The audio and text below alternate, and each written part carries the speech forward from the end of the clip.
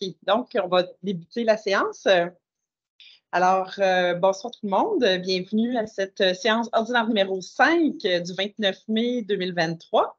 Nous sommes, pour le bénéfice des gens qui nous écoutent à distance, pas à distance, mais en rediffusion, nous sommes dans le secteur de Brompton. Alors, ouverture de la séance, adoption de l'ordre du jour. Nous avons un point à ajouter qui est une résolution d'appui pour le projet de la maison Marc-Antoine qui sera ajouté à Affaires nouvelles. Mais ça? C'est exact. Parfait. Est-ce qu'il y avait d'autres modifications par ma connaissance? Non, pas d'autres ajouts. Non, pas d'autres ajouts? Parfait. OK. Donc, 3.1.1, lecture et adoption du procès-verbal numéro 4 du 24 avril 2023. Est-ce que c'était conforme? Oui. Ouais. Ensuite, 2.1, arrondissement de Brompton-Roqueforest-Saint-Élie-Deauville, comité consultatif d'urbanisme, dépôt du procès-verbal du 27 mars 2023. Ça va? Bon. Oui. Alors, nous sommes rendus au point numéro 4. Donc, la période de questions des personnes présentes. Alors, on va vous inviter pour ceux... Pendant que Juste- vous prépariez, je veux dire, on a répondu à ma question. Je suis Denise Bourgault, citoyenne de Brompton. Parfait. Donc, Mme Bourgault, donc vous posez la question par rapport au panneau de vitesse. Je trouvais ça bien le panneau qu'il y a sur la rue Notre-Dame, parce que je trouve qu'en tout cas, moi, il m'a frappé. J'ai été tout de suite, j'ai regardé tout de suite comment j'allais. C'est ça l'objectif. Bon, parfait. Bien, merci, Mme Bourgault. Est-ce qu'il y avait d'autres questions de personnes présentes? Oui, allez-y, Mme Moreau. Peut-être vous présenter, en fait. Là, je vous ai dit Mme Moreau, mais pour le bénéfice. Je ne connais pas. Les gens qui nous écoutent, peut-être? Lise Moreau, Brompton. OK. Là, tantôt, les personnes nous ont parlé que pour les entreprises majeures, ils allaient vers l'état des chaussées et il ne fallait pas qu'il y ait de problème d'infrastructure terrible. Moi, je me suis dit, dans ce temps-là, OK, il ne faut pas qu'il y en ait en dessous, on freine dessus. Puis là, au octobre, il y a des trous en dessous, donc on défait tout. Puis, en tout cas, il y a comme un truc de logique qui m'apparaît un peu étrange et que je me disais, mais pourquoi ils font ça de même? Ça, c'est ma première question. Après ça,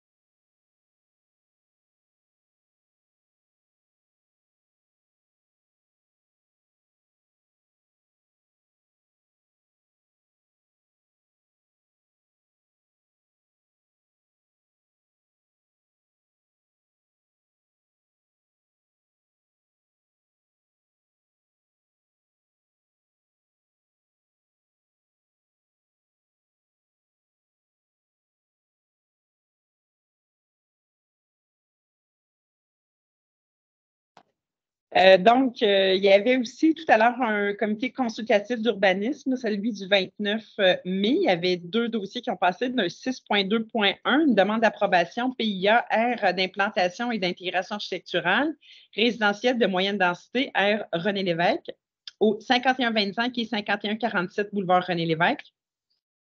C'est juste, comme il y a un plan PIA, un plan architectural, ben, on vérifie que chaque bâtiment qui est construit dans cette zone-là est conforme. Et donc, ce bâtiment-là était assez conforme à ces voisins. Donc, on a accepté la construction. Parfait. Parfait. Donc, nous, on l'approuve ce soir. Et le point 6.2.2, demande de dérogation mineure au règlement numéro 1200 de zonage et de lotissement de la ville de Sherbrooke, zone H 1229 au 42 rue Bourgeois, M. Jason Poitras et Mme Nadia Rouleau. Est-ce que c'est dans ce secteur? On vient juste de parler de la rue Bourgeois. Ça se passe aussi dans ce coin-là. Dans le tournant, il y a la sortie du IGA. Puis après ça, il y a un jumelé là, en allant vers l'école. Bon, le jumelé qui est le plus sur le bord de la sortie du IGA, il voulait avoir un garage. Sauf que le garage, il aurait fallu qu'il soit vraiment comme plus reculé. C'était compliqué pour respecter la réglementation. Il ne pouvait pas le mettre aussi reculé qu'il aurait fallu à cause de la ligne de l'eau. Puis il n'y aurait pas eu de cours. Puis bon. Fait que dans le fond, ce qu'il demandait, c'est la permission de faire son garage vis-à-vis de sa maison, au bout de son allée d'asphalte. Puis, étant donné que ça ne dérange pas personne, il y a déjà une haie du IGA. Nous, on a il va rajouter de la végétation. Il va en plus rajouter de la végétation. Il y en avait déjà du côté du IGA, mais lui, il va en rajouter le long de son garage. C'est un petit garage, standard. Donc, on a dit que c'était comme non, ça, c'est l'asphalte de l'allée. Il l'a déjà fait. Ça se peut que le garage embarque par-dessus l'asphalte qui est déjà là. Il y a déjà un beau en fait, il faut comprendre c'est que c'est vraiment la forme du lot qu'il a. Là. C'est comme un truc arrondi qui fait un machin. Là. Donc, il y a vraiment que cet endroit-là pour voir le garage. Non, mais ça dérange aucunement les voisins. Non, exactement. Mais c'est juste que ça ne respectait pas un des règlements. Parfait. D'accord. Donc, point 8.1.1, dépôt des frais de représentation sociale de 2023 de l'arrondissement de Brampton-Rock-Forest Saint-Élie-Deauville. Donc, on est toujours dans les budgets là, pour à ce jour, cette année. Assistance financière 8.2.1, fonds dédié, événement du Gala Mériteur, école secondaire de Brampton. Donc, chaque année, l'école vient voir la conseillère du secteur. Donc, avant, c'était Mme Bergeron, maintenant, c'est mon tour. Donc, à chaque année, on donne des sous pour le Gala Mériteur. Donc, je donne un 500 $, du fonds dédié là, pour le Gala Mériteur. Et le 8.2.2, et le fonds dédié aussi pour le fonds dédié de Brampton, une publication sur les services offerts dans le bottin de Brampton. Le petit bottin que vous recevez tous, version papier, mais il est aussi en ligne. Il y a aussi une application sur le cellulaire si vous voulez l'avoir. C'est son modernité. Bref, on a une petite section ville de Sherbrooke avec les numéros, les fans importants. Puis, donc, à chaque année, on donne des sous pour pouvoir être publiés. Puis, il va y avoir une nouveauté qui n'a pas rapport avec ces points-là, mais il va y avoir une nouveauté dans le petit bottin. Les organismes de Brampton vont aussi être affichés dans le petit. Ah, comme ils ont déjà été. Ah, peut-être, mais ils vont le mettre. Parfait, merci.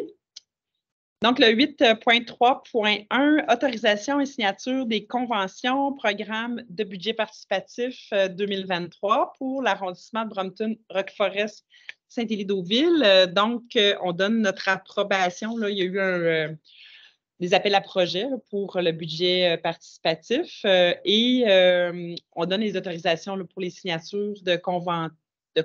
Là. Dans le fond, il y a des engagements qu'on prend avec les organismes qui sont récipiendaires, mais nous allons leur donner un chèque physiquement. Là, en fait, c'est un faux chèque, là, mais symboliquement, on a fait faire un chèque et on va les recevoir à l'arrondissement le 12 juin prochain. C'est bien ça, le 12? Oui, c'est ça. Donc, le 12 juin prochain, on va pouvoir là, les recevoir et les féliciter en bonne et due forme. Donc, là, c'est plus mécanique là, comme résolution aujourd'hui. En fait, pour les secteurs de Brampton, les conventions, c'est avec, je ne sais pas par cœur. La Maison des jeunes, puis le journal. La Maison des jeunes, le journal, les projets, avez-vous besoin de peut-être expliquer? Oui. De toute façon, c'est écrit dans le journal aussi. C'est ça. Puis, dans le secteur de Roqueforest-Saint-Élie, c'est avec le Conseil du sport, du loisir, avec Loisirs Active Famille, qui a une espèce d'agrandissement là, du jardin communautaire. L'autre, c'est un verdissement là, de la cour, là, au coin au bois, pas au bois, pardon, Président Kennedy et Bourque. Il va y avoir un nouveau festival de musique au Centre Pierre-Gobeil et il y a la Maison des jeunes qui a un projet particulier avec les finissants. Je veux dire, je peux, parce que Madame Politique pour présenter un chèque, oui, c'est à l'arrondissement. Oui. Au bureau de Roqueforest. C'est au bureau de Roqueforest. Le mois prochain. Oui, le mois prochain, en soirée. Avant, quand on n'était pas sur le 4e lundi, on le faisait sur l'heure du midi, mais maintenant, cette année, c'est encore en soirée. Oui. Pour pas que les gens soient mêlés. Ça va? Oui. Alors, 9.1.1 pour adoption, requête en circulation, analyse et recommandation du service des infrastructures urbaines pour l'arrondissement de Brampton-Roqueforest-Saint-Élie-Deauville. Donc, il y avait 2 dossiers là, qui étaient là, dont un du secteur Brampton. Puis là, j'ai mon dossier. Donc, c'était la rue Martin. Il y avait la rue Martin que je retire encore. Il y avait la rue Saint-Jean-Baptiste. Et la rue Saint-Jean-Baptiste que tu as parlé tout à l'heure. Fait que tu en as parlé tout à l'heure, mais je vais retirer encore la rue Saint-Martin. Elle ne me passe pas. Je vais me rendre jamais 203, ça a l'air. Oui, OK, bon, c'est bon. Il y a vraiment des enjeux de sécurité là, sur cette rue-là. C'est une rue qui n'est pas facile. Donc, voilà. Alors, il nous reste le point 12, affaires nouvelles, un projet d'appui pour la maison Marc-Antoine. Alors, nous avons été sollicités, dans le fond, c'est la période pour déposer des demandes d'aide financière là, pour certains organismes pour le logement social et abordable. Et c'est le programme qui s'appelle, je vais le dire dans le mot complet, l'Initiative pour la création rapide de logements. La date limite pour déposer, c'est le 31 mai et l'organisme qui est la Fondation Maison Marc-Antoine nous a demandé une résolution d'appui parce que c'est sûr qu'ils ont beaucoup de candidatures, donc plus ils vont avoir peut-être d'appui, plus ils ont de chances d'obtenir le financement voulu. Alors, on leur propose là, en guise d'appui. Oui, tu veux-tu l'expliquer? Donc, c'est une maison. En fait, tous les changements de zonage ont été approuvés. D'ailleurs, on pourrait l'ajouter dans les considérants. Oui, c'est vrai. Le changement de zonage. Hein? Il passé en fast track. Oui. En fait, c'est un projet d'un bâtiment qui va se faire sur le boulevard René-Lévesque. Et c'est la création d'un logement collectif. Et c'est pour ça qu'il a fallu faire un changement de zonage. Ce n'était pas prévu. Donc, un logement collectif, c'est-à-dire qu'il y a chacun a sa chambre, c'est quand même déconnant. Et en fait, c'est pour une clientèle qui va y avoir 12 chambres, c'est pour une clientèle déficiente intellectuelle. Donc, il y a tout un service autour de ça avec eux. Et donc, c'est quand même un projet qui a cheminé très rapidement au niveau du conseil. Et on est très contents. Et donc, on va leur donner un appui supplémentaire pour aller chercher une subvention. Oui. Alors, au niveau de la proposition, ce qui est proposé là, aujourd'hui, c'est pour qu'ils puissent avoir cette résolution-là dans leur dossier. Considérant qu'aucun projet n'a été réalisé dans l'arrondissement de Brampton-Roqueforest-Saint-Élie-Deauville au bilan 2015-2022 du programme de logement abordable et social présenté à la séance du Conseil municipal du 23 mai 2023, considérant les engagements de la mairie à réaliser 1000 logements abordables en 5 ans, considérant les besoins identifiés avec les partenaires dans le cadre du programme de logement abordable social et social, inclut les logements adaptés et abordables pour les personnes en situation de handicap, considérant le professionnalisme, les partenariats établis avec la communauté et l'engagement des promoteurs du projet, considérant l'expérience en gestion immobilière et en gestion de projet de construction des promoteurs du projet, considérant l'approbation peut-être du changement de zonage par la Ville de Sherbrooke et l'appui du comité consultatif d'urbanisme de l'arrondissement. C'est marqué ce bout-là qu'on a ajouté. C'est bon? Oui. Alors, les membres du conseil d'arrondissement souhaitent donner leur appui au projet Maison Marc-Antoine dans le cadre du dépôt à la 3e phase de l'initiative pour la création rapide de logements qui sera déposée le 31 mai 2023. Ça te va? Parfait. Donc, nous sommes au point 13, message des membres du conseil d'arrondissement. Je vais passer par vous, Mme Boileau. Madame la Présidente. Donc, surveillez la page Facebook de Cœur de Brompton. Le concours des jardins va reprendre pour une 3e édition. Il y a une édition pour les entreprises, une pour les citoyens. Donc, vous êtes invités à participer. Il y a des prix à gagner. Parlant de concours de jardin, demain, il y aura la première rencontre du comité pour le premier jardin communautaire qui va se tenir à l'arrondissement.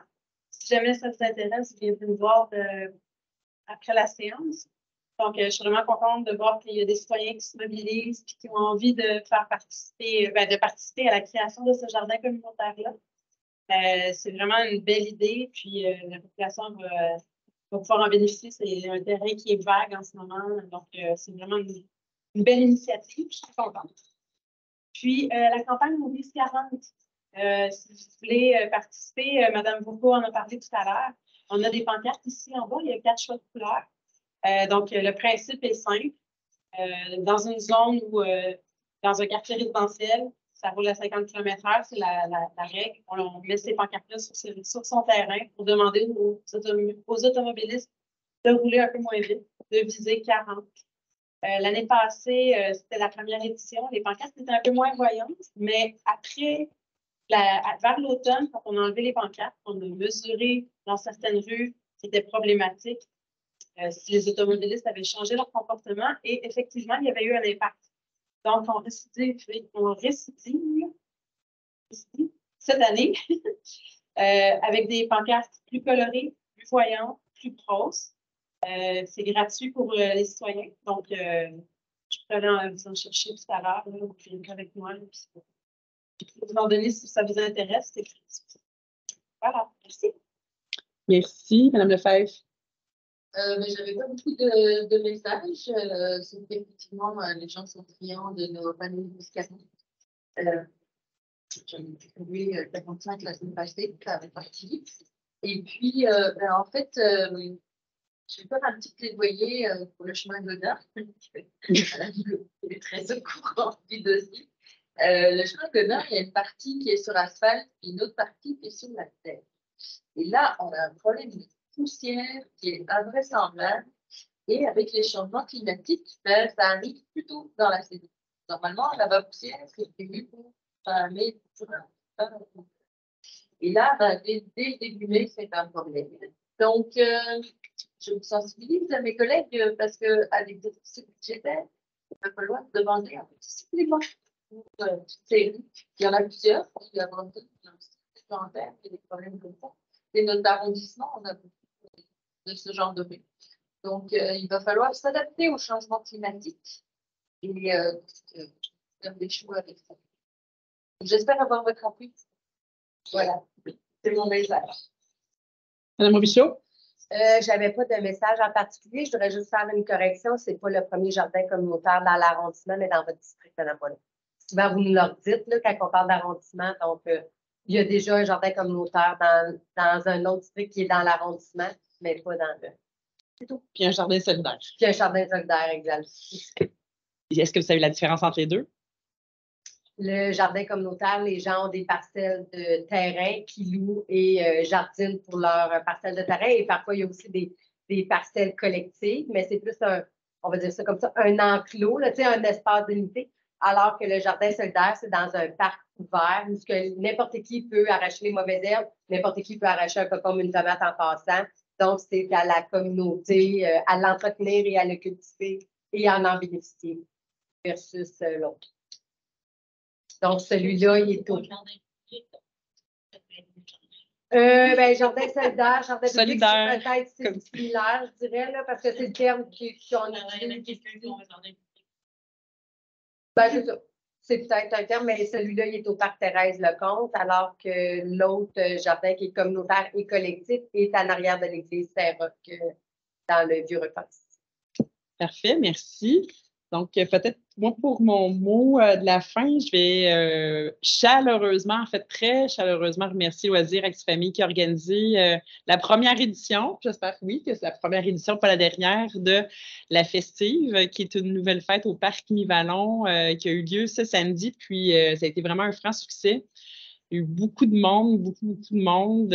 C'était le fun. Les citoyens étaient emballés de l'activité. C'est surtout ça, hein, on le fait pour eux. Puis quand que les gens, on voit qu'ils sont heureux, puis ils étaient vraiment déçus d'avoir manqué les éditions précédentes. Fait que... Ça n'existait pas! Il faisait partie de la première édition. Donc, mais avant, on avait une plus petite fête là, qui était Mi-Vallon en fête. Mais là, dans le fond, moi, je souhaitais qu'on ait des camions de rue, la musique, d'avoir quelque chose qui était effectivement peut-être un peu plus festif, intergénérationnel, mais aussi tous les partenaires qui étaient au rendez-vous. Il y avait, Loisirs Actifamille ont réussi à aller chercher vraiment beaucoup de collaborations là, avec des entreprises, des organismes. Et je pense que quand on met tout le monde la main à la porte, bien, ça fait vraiment des super beaux projets. Puis, bien, je leur lève mon chapeau là aujourd'hui. Je les remercie. Ils ont travaillé fort, puis ils récoltent ce qu'elles ont semé. Donc, voilà. Fait que merci beaucoup encore à toute l'équipe. Puis, dans le fond aussi, peut-être rappeler aux gens qu'il y a du cinéma plein air dans nos parcs là, à partir du 30 juin. Là, on avait sorti là, une grille horaire qui fait une tournée de tous les parcs. De nos 3 districts. Des 3 districts. Et je pense que profitez-en, là, surtout comme des soirées de samedi soir passé, c'était des belles soirées. C'était le fun, ça aurait été le fun d'avoir du son. Mais bon, on va se reprendre. On a encore plein de coups de pratique dans les prochaines semaines. Mais vous pourrez nous voir. On n'est pas sorteux, ça ne coûte rien, ça fait des belles sorties. Même si vous êtes à Brampton, hein, vous êtes les bienvenus dans Roqueforest Saint-Élie-d'Auville. Vous savez, hein? On vous accueille à bras ouverts. Parfait. Donc voilà, merci. Ça m'a fait. Soirée, là, c'est l'Assemblée. Ah oui, c'est ça? On est rendu là. Ah oui, on lève l'Assemblée. Oui, on lève l'Assemblée.